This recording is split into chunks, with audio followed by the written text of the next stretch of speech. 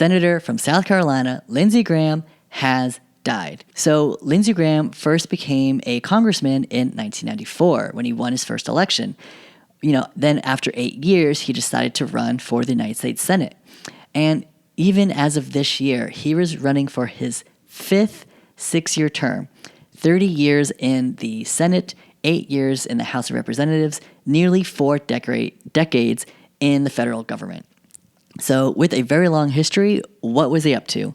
Well, on Saturday, July 11th, Lindsey Graham returned to his Capitol Hill home after a trip to Ukraine.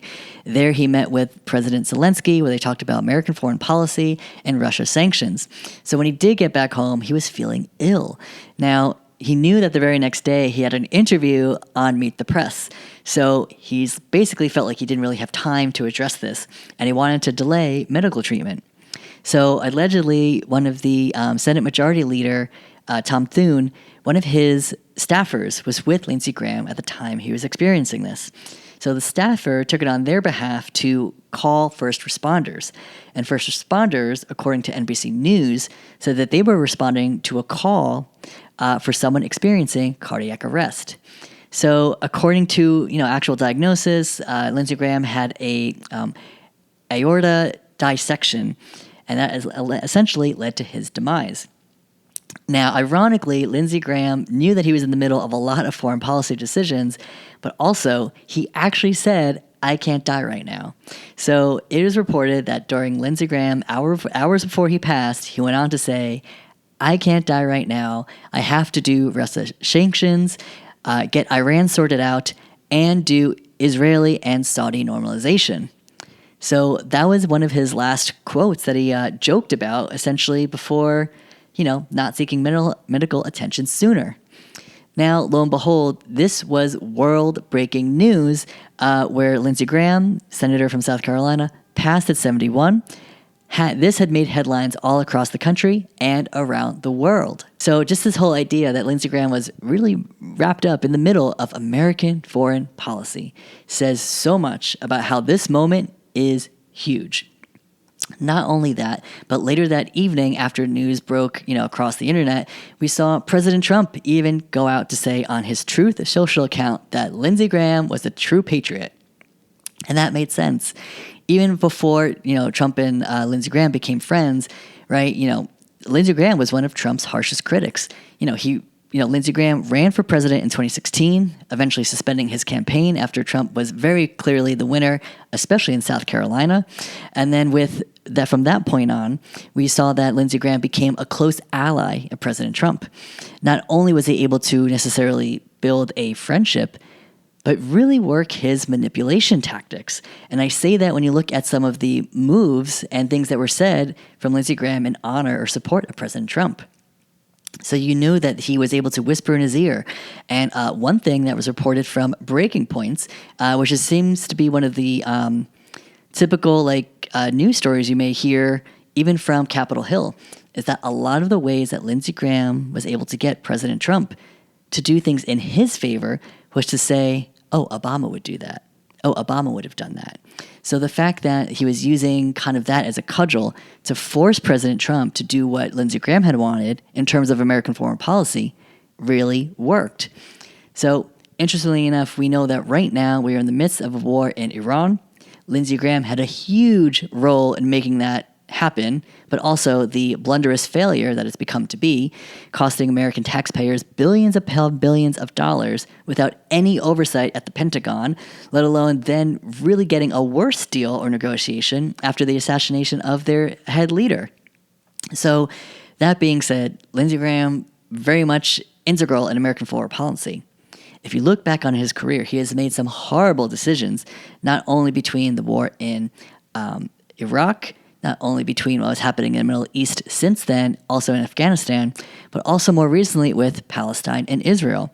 Even Lindsey Graham, if you ever have a chance to Google Lindsey Graham's point of view about Israel and Gaza, you'll be very clear that he was very one-sided and never missed an opportunity to dehumanize Palestinian lives. So based on the own things he said, I'm not going to share them. Feel free to Google that in your own time because they're pretty vicious and they're pretty gross. So not going to repeat that here. But with that said, we know over all of his years of nearly 40 years in government, right? Like he clearly had a vendetta and an agenda that would have really pushed American dominance and military power around the world. So why this became headline news? Because then you had leaders like Prime Minister Bibi Netanyahu actually like share not only number one that he is so saddened to see Lindsey Graham pass away and that he was a true friend, but on top of that, Netanyahu will be visiting Washington D.C. to honor the burial or the funeral of Lindsey Graham. You don't see that often where a foreign leader is coming to your country to honor a senator. Usually it's heads of state, like, Secretary of State, bare minimum, if not the president or vice president. But for a senator to get a foreign leader to come to his funeral, that's huge. So no fan of Netanyahu or his actions on this show, but I can say the fact that Lindsey Graham had this kind of impact on American foreign policy, especially in Israel, his character and his legacy speaks for itself. That's all the time I'm going to give Lindsey Graham on that. But I will say, as an LGBTQI plus individual, I despise Lindsey Graham, especially with all of his voting record throughout his career. I'm just going to give you a quick rundown as why I do not want to support an ounce of good character or will from Lindsey Graham, because he never showed it to me, my family, or people that I love. So, number one, Lindsey Graham voted in support of the Defense of Marriage Act. Lindsey Graham was a traditionalist through and through to the day he passed. So, on top of that, when the Defense of Marriage Act was on its way to getting repealed or struck down by the Supreme Court, he actually wrote an amicus brief to the Supreme Court saying why it should still be law of the land. So, who takes time out of their busy day to write an opinion piece to the Supreme Court? Not everyone does that, but Lindsey Graham wanted to. Again, for whatever reason, huge traditionalist. On top of that, Lindsey Graham was very much supportive in the state bans against same-sex marriage. So whenever, a lot of these state bans would pop up, especially in the South, Lindsey Graham was out there championing each and every one of them and made sure that they would pass using his role in Congress to really push that along. On top of that, in 2015, he even made comparisons between same-sex marriage and polygamy, saying that they're basically equivalent. And we know that's not the case. Two very different forms of relationships. But again, same-sex marriage is the law of the land. And, thankfully, the Supreme Court struck down the unconstitutionality of the current same-sex marriage bans throughout the state or throughout the country, making same-sex marriage law of the land and protecting same-sex marriages like mine.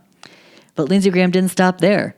Even as recently when Biden was president, when his administration passed the Respect for Marriage Act, which essentially would protect marriages, same-sex marriages, should they befallen with the overturning of them in the Supreme Court. Now, the Supreme Court hasn't done that yet, even though Kim Davis tried earlier last year, but she had failed.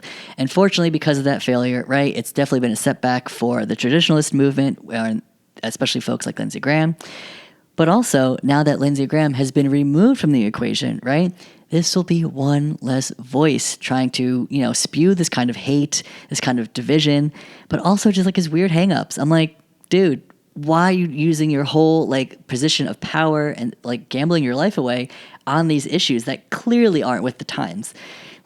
Sure, same-sex marriage is relatively new if you think about it, right? It may have been law of the land in 2015, but now that we're over 10 years in, we're going to keep it for a while, all right? It's not one of those things that you just take away overnight.